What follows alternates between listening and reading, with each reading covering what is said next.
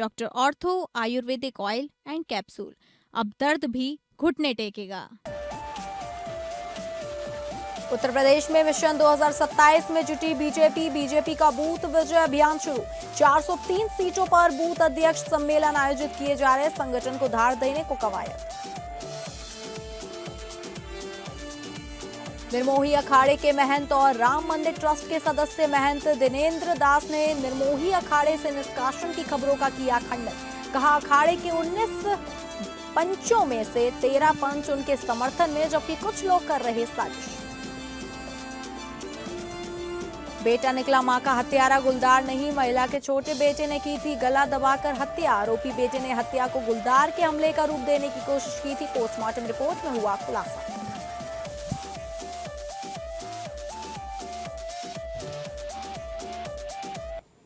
नमस्कार, एक बड़ी खबर के साथ मैं हूं डॉक्टर प्रसून। चीन ने भारत की सीमाओं के ठीक पार तिब्बत की बर्फीली वादियों में एक नया और खतरनाक वैचारिक युद्ध छेड़ दिया है।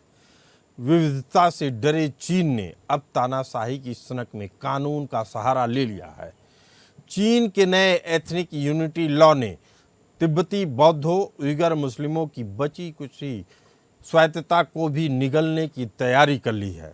इससे मंगोल एरिया भी नहीं बच रहा है। एक तरफ चीन इस दमनकारी कानून से अपनी आबादी को कम्युनिस्ट खांचे में ढाल रहा है, वहीं दूसरी तरफ भारत के लिए यह साफ चेतावनी है कि एलएसी के पार केवल चीनी सड़कें या बैरक ही नहीं बन रहे हैं, बल्कि पूरी तरह से एक नियंत्रित और आक्रामक राजनीतिक रणनीतिक मशीनरी तैयार की जा रही है।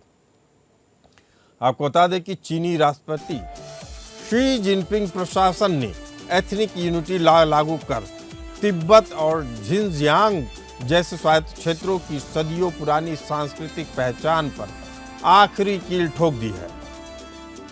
नेशनल पीपुल्स कांग्रेस द्वारा पारित यह कानून चीन के 56 मान्यता प्राप्त एथनिक समूहों, विशेष रूप से तिब्बत, जिंजियांग जिसे उइगर मुस्लिम प्रांत कहते हैं और इनर मंगोलिया पर पूरी तरह से लागू होता है। कानून के तहत चीनी कम्युनिस्ट पार्टी यानी सीसीपी की विचारधारा को सर्वोपरि मानते हुए सभी अल्पसंख्यकों को हान चीनी संस्कृति, सोच और भाषा के ढांचे में ढालना अनिवार्य कर दिया गया है। तिब्बती, उइगर और मंगोलियाई भाषाओं की जगह अब स्कूलों, सरकारी कार्यालयों, मीडिया, सार्वजनिक स्थानों पर मंदारिन भाषा को आधिकारिक माध्यम बनाना अनिवार्य कर दिया गया है।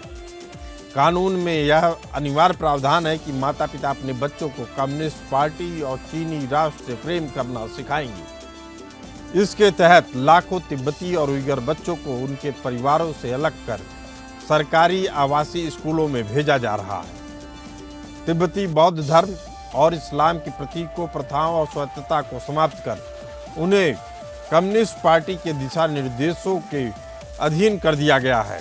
चीनी राष्ट्रपति शी जिनपिंग की कम्युनिस्ट सरकार ने पूरे देश में नया जाति एकता कानून लागू करने के पीछे इसका मकसद एकता लाना नहीं, बल्कि तिब्बत और झिंजियांग की पहचान को नक्शे से मिटाना है। इसके लिए सिनीकरण का दांव खेला जा रहा है। सिनीकरण का सरल शब्दों में अर्थ होता है गैर चीनी समुदायों की और उनकी संस्कृतियों और विचारधाराओं को जबरन चीनी संस्कृति, भाषा और शैली में ढाल देना। चीन ने तिब्बत की आधिकारिक नाम बदलकर दस्तावेजों में शीजैंग कर दिया है। तिब्बती बौद्ध मठों में दलाई लामा की तस्वीरों की जगह शी जिनपिंग और कम्युनिस्ट नेताओं के पोर्ट्रेट लगाना कानूनी रूप से अनिवार्य कर दिया गया है। उइगर मुस्लिमों की मस्जिदों के गुंबदों को तोड़ा जा रहा है। पारंपरिक इस्लामिक रीति रिवाजों, दाढ़ी रखने या धार्मिक नाम रखने पर कट्टरपंथ के नाम पर प्रतिबंध को कानूनी रूप दिया जा रहा है। इस कानून के जरिए अल्पसंख्यक बहुल क्षेत्रों में बहुसंख्यक हान चीनी आबादी को बसाने और हान व अल्पसंख्यक अंतर्जातीय विवाहों को प्रोत्साहित करने का प्रावधान है, ताकि स्थानीय आबादी का जनसांख्यिकी चरित्र ही बदल दिया जाए। चीन में राष्ट्रीय एकता स्थापित करने की इस नई मुहिम में मासूम बच्चों को उनके परिवारों से छीनकर कम्युनिस्ट कैंपों में भेजने की दलील दी जा रही है और दलाई लामा का नाम मिटाने तक की साजिश भी रची जा रही है। चीनी राष्ट्रपति शी जिनपिंग ने प्रशासन के इस एथनिक यूनिटी लॉ को संयुक्त राष्ट्र यानी यूनाइटेड नेशन, एमनेस्टी इंटरनेशनल और अंतर्राष्ट्रीय मानवाधिकार संगठन अल्पसंख्यकों के सांस्कृतिक जनसंहार और बलपूर्वक समावेश के आधिकारिक कानूनी हथियार के रूप में देख रहे हैं। लेकिन बड़ा सवाल है कि चीन के बाद क्या भारत भी ऐसा ही मॉडल अपना पाएगा राष्ट्रीय एकीकरण में? चीन के मॉडल का सबसे बड़ा सबक यही है कि राज्य और राष्ट्र की पहचान से ऊपर कोई भी दूसरी पहचान नहीं हो सकती है। आपको बता दें कि चीन ने अपने किसी भी क्षेत्र या अल्पसंख्यक समुदाय को विशेष दर्जा या अलग से कानूनी रियायतें नहीं दी हैं। उसने सभी के लिए एक समान राष्ट्रीय ढांचा लागू किया है। चीन ने मंदारिन को पूरे देश की अनिवार्य संपर्क भाषा बनाकर सदियों पुरानी भाषाई खाई को एक झटके से पाट दिया। आज चीन में उत्तर से दक्षिण तक प्रशासनिक और सामाजिक संचार में कोई रुकावट नहीं है। भारत की अखंडता को सबसे ज्यादा नुकसान इसी सोच ने पहुंचाया कि अलग अलग समूहों को अलग अलग नियमों से चलाया जाए। भारतीय समाज की सबसे बड़ी त्रासदी उसकी ऐतिहासिक विविधता नहीं, बल्कि उस विविधता के नाम पर लगातार गहराता आंतरिक और षड्यंत्रकारी विभाजन है। दशकों से विविधता में एकता के जिस विचार को भारत की ढाल बनाकर पेश किया गया, उसी की आड़ में क्षेत्रवाद, जातिगत तुष्टीकरण, भाषाई कट्टरता और अलग अलग कानून के माध्यम से समाज को सैकड़ों धड़ों में बांट दिया गया। भारत में समाज के भेदों को समाप्त करने के लिए पहली शर्त यही होनी चाहिए कि नागरिक की प्राथमिक और अंतिम पहचान केवल और केवल भारतीय हो।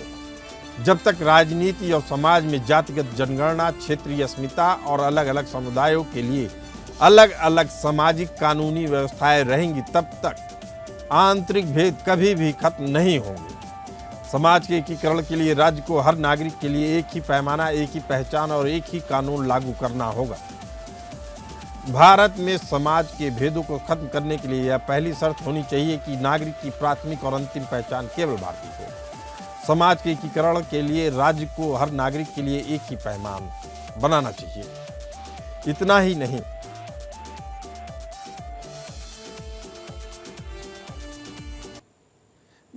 नहीं, चीन ने अपने विकसित तटीय क्षेत्रों की आबादी और पूंजी को जानबूझकर पिछड़े और सीमावर्ती इलाकों जैसे तिब्बत और झिंजियांग में स्थानांतरित किया, जिससे वहां का आर्थिक और सामाजिक अलगाव खत्म हो गया।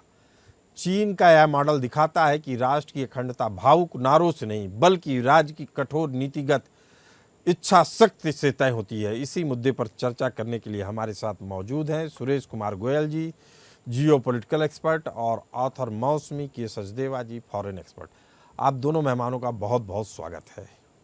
सुरेश जी, पहला सवाल आपसे। चीन का दावा है कि एथनिक यूनिटी लॉ सीमावर्ती क्षेत्रों में राष्ट्रीय अखंडता और अलगाववाद को रोकने के लिए जरूरी है, जबकि मानवाधिकार संगठन इसे सांस्कृतिक जनसंहार कहते हैं।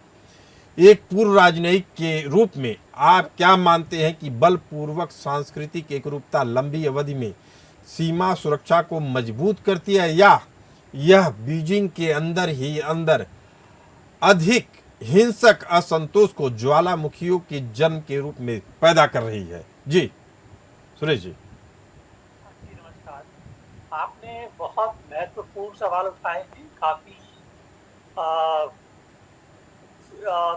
बिल्कुल एक्सप्लोजिव सवाल है। मैं ये कहूँगा ज्वलनशीलता पैदा की है, खाली चाइना के लिए नहीं, बल्कि आपने भारत का रेफरेंस देकर के तो आपने भारत की विविधता पर सवाल उठाए हैं। मेरे ख्याल है वो काफ़ी एक्सप्लोजिव है और उनके बारे में काफ़ी ध्यान से और काफ़ी सोच विचार करके जवाब देने की ज़रूरत है। मैं बात पहले चीन की करता हूँ, मैं भारत के बारे में थोड़ा रेफरेंस दूंगा, लेकिन बड़ा ओब्लिकली, क्योंकि मैं यहाँ पर राजनीति की बातें करने नहीं बैठूँ। मैं कूटनीति की बात करूँगा और विदेश नीति की बात करूँगा। क्योंकि मैं चीनी भाषा पढ़ा हूँ, मैंने मैंड्रिन का अध्ययन किया है। आपको मालूम है कि भारत के जितने भी डिप्लोमेट्स हैं उन सबको किसी न किसी एक विदेशी भाषा का अध्ययन करना होता है शुरू में एज पार्ट ऑफ ट्रेनिंग। तो मैंने मैंड्रिन सीखी थी सिंगापुर में, और इसके बाद में मैंने चाइना में पोस्टिंग भी करी है एज फर्स्ट सेक्रेटरी, तो थोड़ा सा मेरे को एक्सपीरियंस है। मैं ये कहूँगा कि अगर तिब्बत में और शिनचियांग में, उइगर्स में अगर एक असंतोष की, और जो असंतोष बढ़कर के एक तरह से चीन के खिलाफ जो एक रेवोल्यूशन का रूप पकड़ रहा है, रेवोल्यूशन नहीं कहूँगा लेकिन आंदोलन है, अलग होने की भावना है, वो उसके दो मुख्य कारण हैं। पहली बात तो ये है कि ट्रेडिशनली, हिस्टोरिकली शीशांग और शिनचियांग जी पूर्ण रूपेण कभी भी चीन का हिस्सा नहीं रहे हैं, कभी अलग रहे हैं। इंडिपेंडेंट शिनचियांग तो ज्यादातर अलग ही रहा है, शीशांग का थोड़ा बहुत कॉम्प्लिकेटेड है लेकिन है। तो एक तो कारण ये है कि वो ट्रेडिशनली, हिस्टोरिकली चीन का पूर्ण रूपेण हिस्सा कभी नहीं रहे हैं। तो एक तरह से चीन का पूरा हिस्सा बनने के बाद में एक जो नोशन है कि हमारी स्वाधीनता छिन गई है, एक तो वो। दूसरा ये है कि जो आप कह रहे हैं कि एथनिक माइनॉरिटीज को, कम्युनिटीज को अब एक लॉ बना दिया गया है कि आप चीनी ही पढ़ाएंगे, मैंड्रिन पढ़ाएंगे, वैसे ही कपड़े पहनेंगे, वैसे ही आपकी भाषा होगी, वैसे ही आपकी विचार होगी, वैसे ही आपकी कल्चर होगी। ये जो है दूसरी तौर पर उनको चीन के खिलाफ खड़ा कर रहा है। मैं एक चीज ये मैं कहना चाहूँगा कि चाइना में एथनिक ग्रुप्स की जो माइनॉरिटीज की कल्चर है, उसको मेंटेन करने के लिए, उसको बढ़ावा नहीं मेंटेन करने के लिए, ताकि उनको सुरक्षा रहे, संरक्षण रहे, उसके लिए अलग कानून है, वो चलता रहा ही। और काफी सारे जो जैसे कुनमिंग में है या सिचुआन में है, काफी ऐसे ग्रुप है जो ऐसी माइनॉरिटीज है, और वो अपनी कल्चर, अपने डांसेस वगैरह सब करते हैं। ये उनके लिए एक तरह से प्राइड का, गर्व का विषय होता है। लेकिन शिनचियांग और शीशांग में जो सीनिफिकेशन हुआ है, सीनिफिकेशन कानून से नहीं, लेकिन जैसा कि आपने बताया कि वहाँ पर हान कम्युनिटीज के लोगों को ले जाकर के बसाया गया है, ताकि अपने आप धीरे धीरे वो चीन के रूप में कन्वर्ट हो जाए।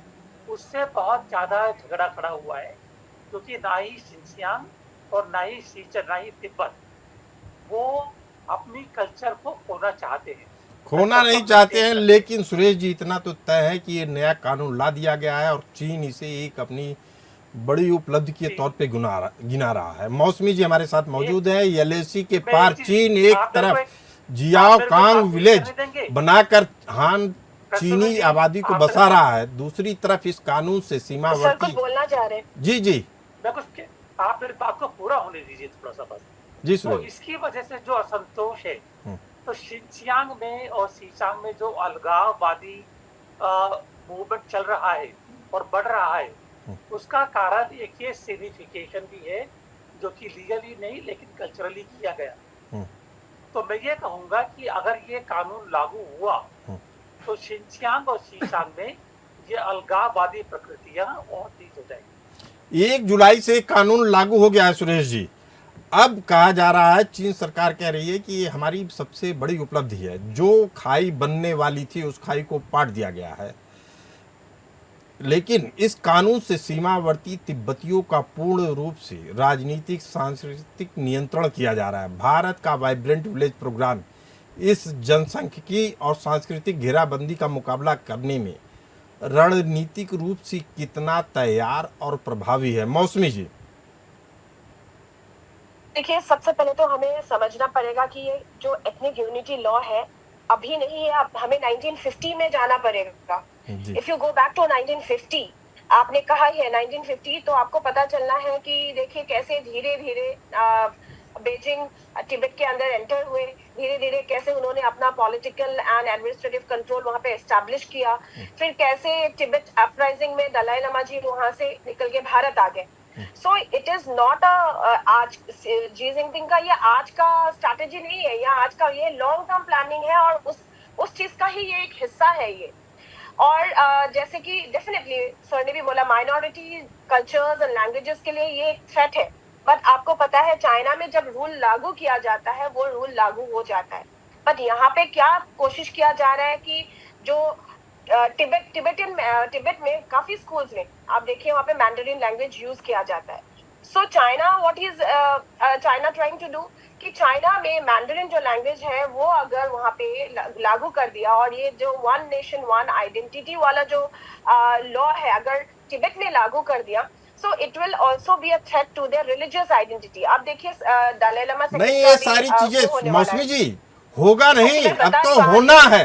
1 जुलाई से लागू हो चुका है। मैं केवल ये जानना चाह रहा हूँ कि जो मौसमी जी मेरी बात सुन लीजिए, मैं आपसे ये जानना चाह रहा हूँ कि जो कानून अब लागू हो गया है उसके अगेंस्ट में या भारत सरकार की अब नीति क्या होगी? जी देखिए ये हमें जानना पड़ेगा कि भारत को किस तरीके से थ्रेट है। भारत को इसमें इमीडिएट थ्रेट नहीं है, it is a long term strategy. Definitely अगर चाइना का जो होल्ड है तिब्बत में अगर हो गया तो मिलिट्री जो उनका मॉडर्नाइजेशन ऑफ मिलिट्री जो है ऑलरेडी चाइना ने इंफ्रास्ट्रक्चर एंड ऑल वहां पे शुरू कर दिया है।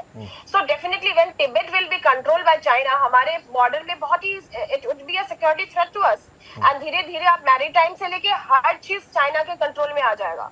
सो Bharat should observe it and Tibetan and जितना भी हिमालयन बॉर्डर्स है वहाँ के लोगों के साथ जो हमारा रिलेशनशिप है ह्यूमैनिटेरियन जो रिलेशनशिप है उसको डेवलप करना चाहिए। कहीं ना कहीं हमारा यही सवाल सबसे अहम है। हम चर्चा कर रहे हैं चीन के चीनीकरण की। इस मुद्दे पर चर्चा के लिए हमारे साथ मौजूद हैं सुरेश कुमार गोयल जी।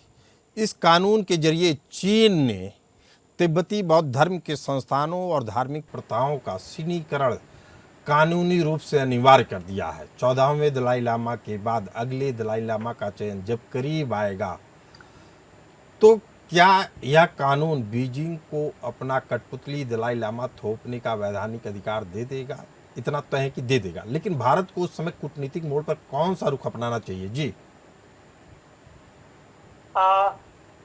देखिए पहली बात तो ये है कि वो दलाई लामा तिब्बतन्स के खाली एक राष्ट्राध्यक्ष नहीं है या टॉप पॉलिटिकल अथॉरिटी नहीं है, लेकिन ज़्यादा इम्पोर्टेंट वो उनके रिलीजियस है। और रिलीजियस है तो होने के नाते उनका जो चयन होता है जो एक प्रोसेस है उनके लिए वो तिब्बतन्स के लिए बहुत मायने रखता है। तो कोई भी अगर दलाई लामा अपॉइंट किया जाएगा चाइना से तो उस दलाई लामा का नाम तो होगा दलाई लामा, लेकिन जो वर्ल्ड वाइड तिब्बतन है वो उसको अपना गुरु नहीं माने।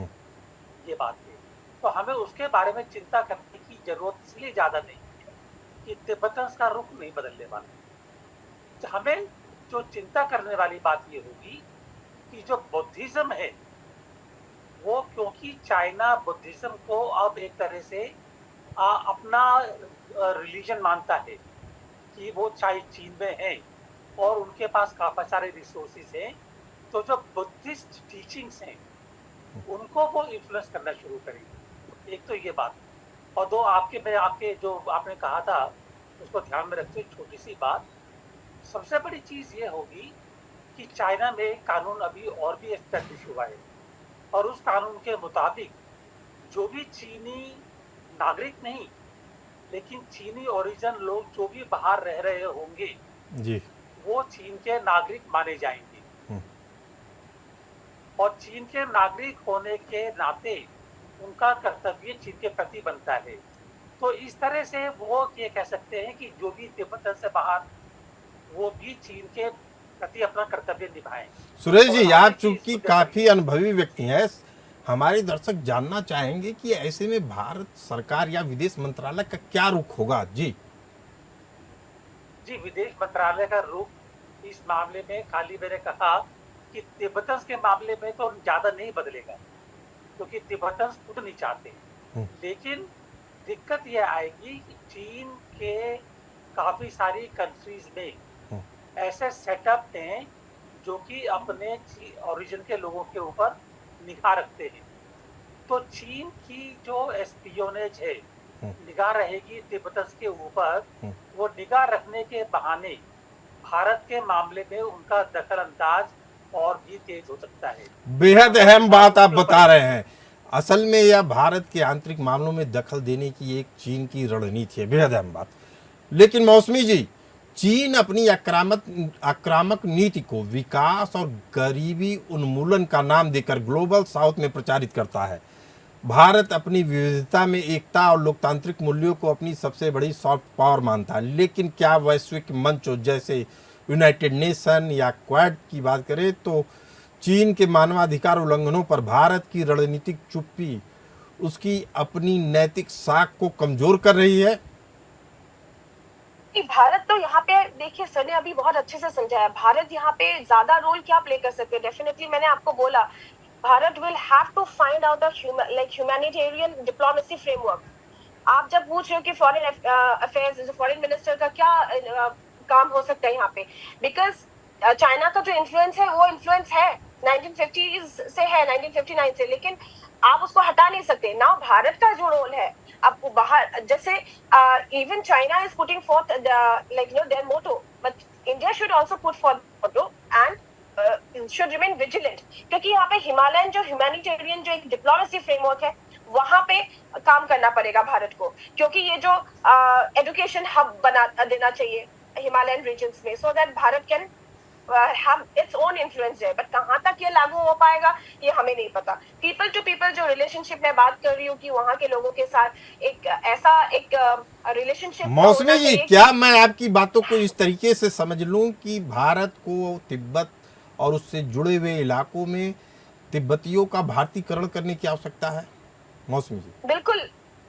India has to position India's voice in the Himalayas. अगर हम अपना वॉइस, भारत का जो आवाज है हिमालयाज में पोजीशन कर सकते हैं, चाहे वो टूरिज्म के सेक्टर में हो, चाहे वो एजुकेशन हब बनाना हो, चाहे सस्टेनेबल डेवलपमेंट हो, अगर इस क्षेत्र में जाके अगर कोशिश किया जा सकता है तो शायद ये काफी हद तक हम कंट्रोल करें। बिकॉज अभी इमीडिएट थ्रेट नहीं है, बट ये 5, 6 साल 10 साल बाद it would be a greater threat to India, क्योंकि चाइना का होल्ड मजबूर हो जाएगा तिब्बत में, and it will be very difficult for India, क्योंकि हमें पता है कि एलएसी में क्या सिचुएशन है। मौसमी जी बेहद गंभीर बात कह रही हैं। सुरेश जी, उनका साफ कहना है कि अगर हम इस तरह की प्रक्रिया को भारत में भी नहीं शुरू करेंगे तो आने वाले समय में दिक्कतें होंगी। आप भी यही बात कह रहे थे। सवाल उठता है कि क्या चीन की दमनकारी वन पार्टी वन कल्चर वाला मॉडल राष्ट्रीय एकता में काम करेगा या भारत का जटिल लेकिन सह-अस्तित्व वाला लोकतांत्रिक मॉडल? देखिए, मैंने पहले भी कहा था कि अगर शिनजियांग और शीचांग में अलगाववादी शक्तियां तेज हो रही है, उसकी एक वजह ये सिग्निफिकेशन वाली पॉलिसी भी है ये, क्योंकि जब वो देखते हैं कि हमारी जो संस्कृति हो रही है, हमारे रहने सहने का तरीके के ऊपर दबाव डाला जा रहा है, तो ये जो है फोर्स ऑफ सेपरेशन, अलगाववादी शक्तियाँ और तेज हो जाती है। आपने भारत के बारे में जिक्र किया, मैंने पहले कहा था कि मैं राजनीति की बात नहीं करूँगा, लेकिन आपने मजबूर कर रहे हैं मेरे को, तो मैं ये कहना चाहता हूँ कि अगर भारत की ये जो एकता बनी हुई है, जो भारत की स्वतंत्रता बनी हुई है, वो इसलिए बनी हुई है कि भारत में अलग अलग विचार वाले, अलग अलग संस्कृति वाले लोग, चाहे वो मेघालय के हों, चाहे वो तमिल हों, चाहे कोई वहाँ पर जम्मू एंड कश्मीर के हों, उनको अपनी संस्कृति के मुताबिक रहने की स्वतंत्रता है। अगर उनको कभी लगा कि उनको अपनी ये संस्कृति होकर के दूसरे की संस्कृति या एक वो अगर कहना चाहे कि एक पूरा एक कॉमन कोड जारी किया जा रहा है, तो उनमें भी एक भावना शुरू हो जाएगी कि हम यहाँ पर अब रह नहीं सकते, यानी एक बात साफ है कि तथ्य और इतिहास इस बात के साक्षी है कि जबरन थोपी गई समरूपता, भाषा का दमन और धार्मिक स्वायत्तता छीनना किसी समाज में शांति नहीं लाता, बल्कि वह संतोष की ऐसी चिंगारियां पैदा करता है जो वक्त के साथ बड़े जन विस्फोट का रूप ले लेती हैं। तिब्बत की बर्फीली वादियों से लेकर जिनजियांग के रेगिस्तानों तक चीन का यह मॉडल एकता के नाम पर एकरूपता का भयानक प्रयोग है। लेकिन यह प्रयोग सफल रहा तो भारत को भी इस बारे में सोचना होगा। चर्चा में शामिल होने के लिए आप सभी मेहमानों का बहुत बहुत धन्यवाद। फिलहाल इस चर्चा में इतना ही। हमें दीजिए इजाजत। नमस्कार।